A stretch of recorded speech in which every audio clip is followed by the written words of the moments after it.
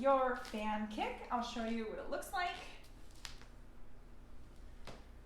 And then I'll break it down.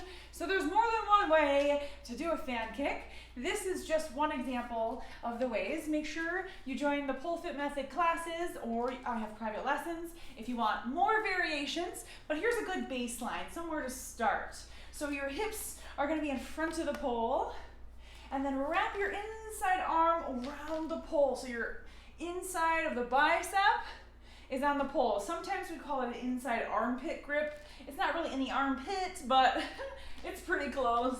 So right here, and this arm is gonna hold tight, close to the body, close to the face with the grip, and the other hand right above. So I call this a baseball grip when the hands are in the same direction as if you were holding onto a baseball. And then when you add the inside armpit, we call it a stronghold grip, or sometimes a basic invert grip. So, you might hear different words. So here we are, pulling on the pole with the arm. So imagine that your biceps are gonna do work, and you're gonna open up your heart. So it's like you're pulling the pole like this. Yes, we're not pulling the pole like this, yeah? It's very common that we try to hug the pole when we first start learning pole. So you don't wanna hug the pole with all of your body. Only your biceps are gonna pull, and you're gonna try to pull the pole through the side or past your body, if that makes sense, yes? So think about pulling down with the hands, but keeping it on the side of your body. So your shoulders stay really wide, and you squeeze between the shoulder blades. So that's what's happening with the upper body, yes? You're pulling down, loosen the neck, you're imagining that your shoulder blades are squeezing together, and then your leg, so my leg is already in a pretty good position if my hips are in front. So my leg is gonna start a big circle around, and then the other leg is gonna follow, and I pivot out on the other side. So sometimes I think about it as like a clock dial. So I'm gonna draw my leg down towards the floor, across my body into this clock dial, and when I get to 12 o'clock, it's money time, or time for the money shot. If you don't know what the money shot is, look at that tutorial.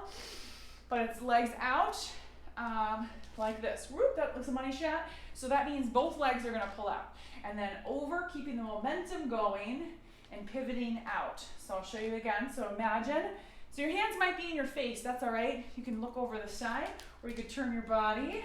But the lower you keep your hands, the easier it'll be to use the proper muscles. So keep them low, pull the shoulders, the shoulder blades together between the shoulder blades, those muscles. So then this inside leg is gonna draw down in front of the body, and then up, start drawing around the clock dial, and then money time, right at 12 o'clock, down over pivot.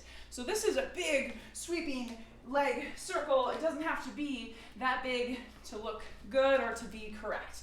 So you could do a smaller circle, right down here.